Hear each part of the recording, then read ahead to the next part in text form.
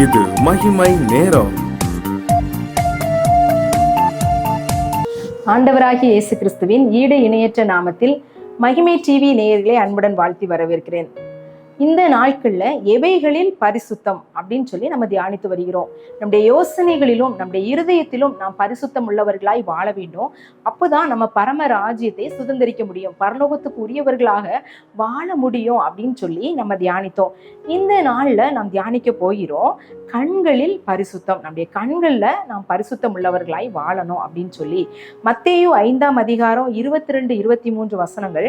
கண்ணானது சரீரத்தின் விளக்காய் இருக்கிறது. உன் கண் தெளிவாய் இருந்தால் உன் சரீரம் முழுவதும் வெளிச்சமா இருக்கும். உன் கண் கெட்டதா இருந்தால் உன் சரீரம் முழுவதும் இருளாய் இருக்கும் அப்படின்னு சொல்லி இந்த வசனம் சொல்லுகிறது. நம்முடைய கண் நம்முடைய சரீரத்தின் விளக்காய் காணப்படுகிறது. நம்முடைய கண்களினால நம்ம பார்க்கிற காரியங்கள் தான் நம்முடைய இருதயத்தின் யோசனைகளை அது என்ன செய்யுது, செயல்படுத்துகிறதாய் காணப்படுகிறது. இது வாழ்க்கைக்குரிய ஒரு கதவாய் நம்முடைய கண் காணப்படுகிறது. கண்கள் பரிசுத்தம் உள்ளதாய் காணப்படணும். கண்கள் பரிசுத்தம் இல்லாததை நம்ம பார்க்கும்போது நம்முடைய இருதயத்துல அது பாவத்தை உண்டாக்கும், யோசனைகளுள்ள பாவத்தை உண்டாக்கும், பரிசுத்தத்தை அது கெடுக்கும். நம்முடைய கண்களை நம்ம எப்படி பாதுகாத்து கொள்ளணும்? நம்முடைய கண் சரீரத்தின் விளக்காய் இருக்கிறது. நம்முடைய பார்வை சரியானதாய் காணப்பட்டா நம்முடைய வாழ்க்கையும் சரியானதாய் பரிசுத்தம் உள்ளதாய் காணப்படும்.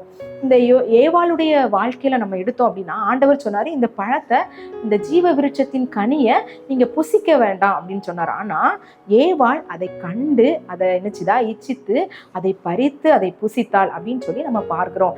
இந்த நாள்ல நாம் எப்படி காணப்படணும், என்ன காரியங்கள்ல நாம் பரிசுத்தமா இருக்கணும் அப்படின்னா, கண்கள்ல நம்ம பரிசுத்தமா இருக்கணும் அப்படின்னு சொல்லி நம்ம தியானிக்க போகிறோம். இங்க இந்த கண்ல இருந்து என்னென்ன பாவங்கள் வருகிறது அப்படின்னா, ஆசையின் பார்வை.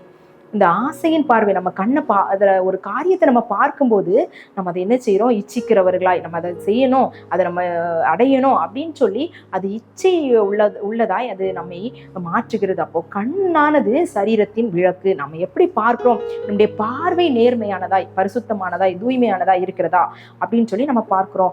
இந்த ஆசையின் பார்வையினால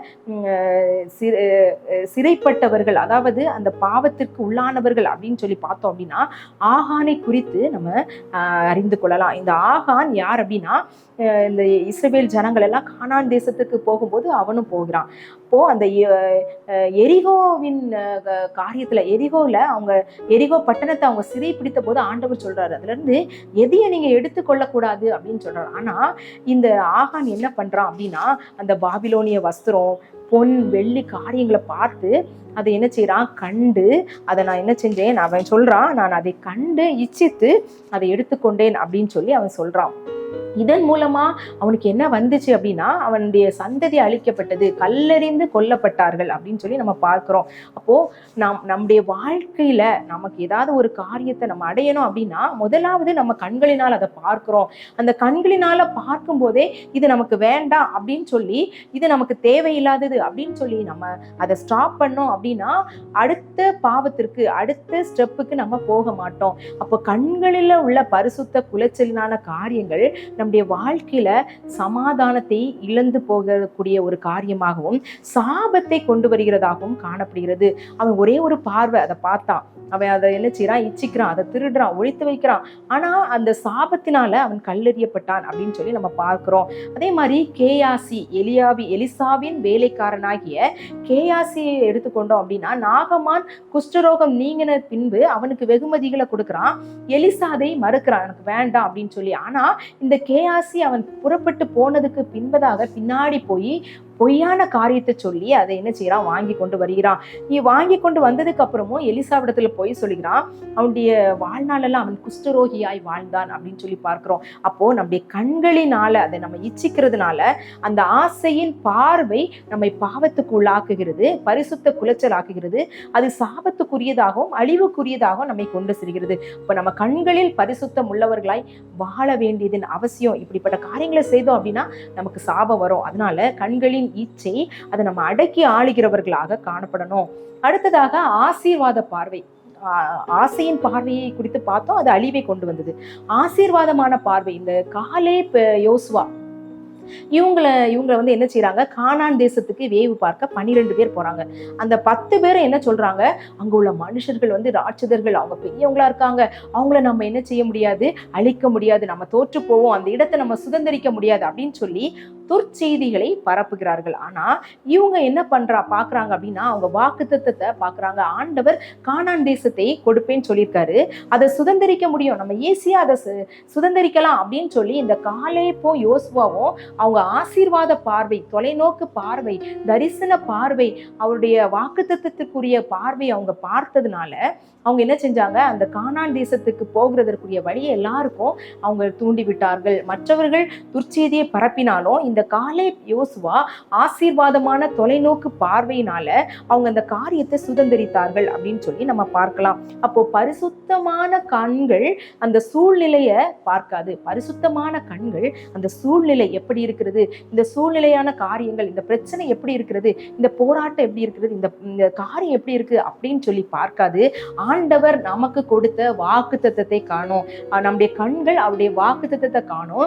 நம்முடைய தரிசன பார்வை, ஆண்டவர் எனக்கு கொடுத்த வாக்குத்தத்தத்தை நிறைவேற்றுவார் அப்படின்னு சொல்லி ஒரு ஆசீர்வாதமான பார்வையை நமக்கு கொடுக்கும். அப்போ ஆண்டவர் நமக்கு கொடுக்கிற ஆசீர்வாதத்தை நம்ம சுதந்திரிக்கணும் அப்படின்னா ஆசையின் பார்வை அல்ல, அது ஆசீர்வாதத்தின் பார்வை நமக்கு தேவையாய் காணப்படுகிறது. இந்த ஆசீர்வாதத்தின் பார்வை நம்முடைய பயத்தையும், நம்முடைய அச்சத்தையும், நம்முடைய திகிலையும், நமக்கு விரோதமாய் இருக்கிறதான சூழ்நிலைகளையும் பார்க்க சொல்லாது. ஆண்டவர் கொடுத்த வாக்குத்தத்தத்தை, ஆண்டவர் நமக்கு கொடுத்த வார்த்தைகளை அது நம்மை உற்று நோக்க செய்யும். அது நம்மை ஆசீர்வாதமான காரியத்துக்கு நேராக நம்மை வழி நடத்தும் அப்படின்னு சொல்லி நம்ம இந்த காலேப் யோசுவாவின் காரியத்திலிருந்து நம்ம கற்றுக்கொள்ளலாம். ஆகானுடைய காரியத்திலையும் கேயாசியுடைய காரியத்திலையும் நம்ம பார்த்தோம் அப்படின்னா தவறான ஆசைப்பட்டதுனால அழிவுக்கு நேரானவர்களாக காணப்பட்டாங்க.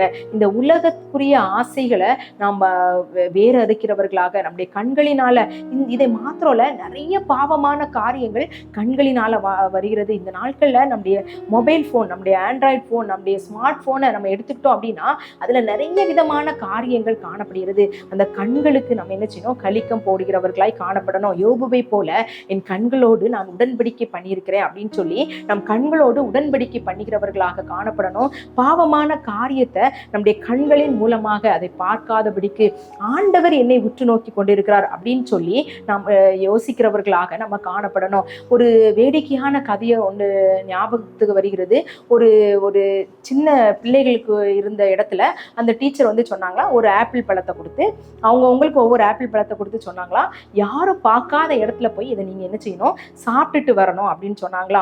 எல்லாரும் ஒளிச்சு போய் யாரும் பார்க்காத இடத்துல சாப்பிட்டுட்டு வந்தாங்களா. ஒரே ஒரு சிறுமி மட்டும் அந்த ஆப்பிள் பழத்தை கொண்டு வந்தாலாம். ஏன் நீ சாப்பிடலையா அப்படின்னு சொன்னா, எல்லா இடத்துலயும் ஆண்டவர் இருக்கிறாரு, அவரை மறைச்சு என்னால சாப்பிட முடியல அப்படின்னு அந்த சிறுமி சொன்னாலாம். நம்ம யோசித்து பார்க்க அழைக்கப்படுகிறோம். எல்லா காரியங்களிலும் ஆண்டவர் என்னை உற்று நோக்கி கொண்டிருக்கிறார். எல்லா இடத்திலும் ஆண்டவர் என்னை பார்த்து கொண்டிருக்கிறார். ஒருவேளை இரவு நேரங்களில், தனிமையா இருக்கிற நேரங்களில் நான் பார்க்கிற காரியங்களை, என் மொபைல்ல நான் செய்கிற காரியங்கள், என் கண்களினால செய்கிற தவறான காரியங்களை யாருமே பார்க்கல அப்படின்னு சொல்லி நான் பரிசுத்த குலைச்சலான காரியத்தை செய்து கொண்டிருக்கிறோமா? ஆண்டவர் எச்சரிக்கிறார். ஆண்டவர் கண்ணோக்குகிற தேவனா இருக்கிறார். அவர் மனுஷன் முகத்தை பார்ப்பான், அவர் இருதயத்தை பார்க்கிற தேவன். அதே போல எல்லா காரியங்களையும் அவர் நோக்கி கொண்டிருக்கிறார். அவருடைய கண்கள் பூமி எங்கும் உலாவி கொண்டிருக்கிறது. அப்போ அவருக்கு மறைவாக ஒன்றுமே இல்லை. அவரை மறைத்து நாம் பாவங்களை செய்ய முடியாது அப்படின்ற சிந்தை நமக்கு வேணும். நம்முடைய கண்களில நாம் பரிசுத்தம் உள்ளவர்களாய் வாழணும். அப்படி வாழ்ந்தால் மாத்திரமே நாம் பரலோகத்துக்குரியவர்களாகவும் இந்த உலகத்துல நல்லவர்களாகவும் ஒரு காரியத்துல நம்ம செய்யற காரியங்களை சிறப்பானதாய் செய்கிறவர்களாகவும் நாம் வாழ முடியும் அப்படின்றதுல எந்த விதமான சந்தேகம் இல்லை. அப்படிப்பட்டதான பரிசுத்தத்தை, இந்த கண்களில பரிசுத்தம் வேணும் அப்படின்னு சொல்லி நம்ம ஆண்டவருடைய சமூகத்துல நம்ம கேட்கலாம். எங்களை அதிகமாக நேசிக்கிறீங்களா அன்பின் கர்த்தாவே, இந்த நாளுக்காக உமக்கு நன்றி செலுத்துறேன். இந்த நாள்ல கண்களில பரிசுத்தம் வேணும் அப்படின்னு சொல்லி நாங்க தியானித்தோம். அநேக நேரங்கள்ல எங்களுடைய கண்களினால நாங்க பார்க்கிறதான காரியங்களை அதை நாங்க இச்சிக்கிறோம். ஒருவேளை அது பொருளாகட்டும், அதோடைய மற்ற காரியமாகட்டும், அந்த பாவமான காரியங்களாகட்டும், எல்லாவற்றையும் எங்களுடைய கண்களினால நாங்கள் ஆண்டவரை பாவம் செய்கிறவர்களாய் காணப்படுகிறோம். இந்த கண்களில எங்களுக்கு ஒரு பரிசுத்தத்தை தாங்க. இந்த கண்களை ஆண்டவரை நாங்கள் உம்மோடு உடன்படிக்கை பண்ண யோபை போல நாங்கள் பரிசுத்தமா பத்திரமாய் காத்துக்கொள்ள உதவி செய்யுங்க. எல்லா இடங்களிலும் நீர் பார்த்து கொண்டிருக்கிறீர். நீர் எங்களை உங்களுடைய கண்கள் எங்களை பார்த்து கொண்டிருக்கிறது. உமக்கு மறைவாக நாங்கள் எதையும் செய்ய முடியாது, எதையும் பார்க்க முடியாது அப்படின்ற சிந்தனையை எங்களுக்கு தர வேண்டுமாறு ஜெபிக்கிறோம். இந்த கண்களில உள்ள பரிசுத்தத்தினால எங்களுடைய வாழ்க்கையும் பரிசுத்தமாய் மாற எங்களுக்கு உதவி செய்யுங்க. ஆண்டவருடைய கல்வாரி திரு ரத்தத்தினால எங்களுக்கு அப்படிப்பட்டதான வல்லமே தாங்க. உங்களுடைய சிலுவையில நீர் சிந்தின ரத்தத்தினால எங்களுக்கு அந்த சோதனையை, கண்களின் இச்சையை மேற்கொள்ளக்கூடிய வல்லமை எங்களுக்கு தந்துடலுங்க. எங்களை தாழ்த்துகிறோம், வெறுமையாக்கிறோம். துதி கன மகிமை உமக்கு மாத்திரம் செலுத்துறேன். நீர் பெருக, நாங்கள் சிறுக. இயேசுவின் மூலம் ஜெபம் கேள நல்ல பிதாவே, ஆமென்.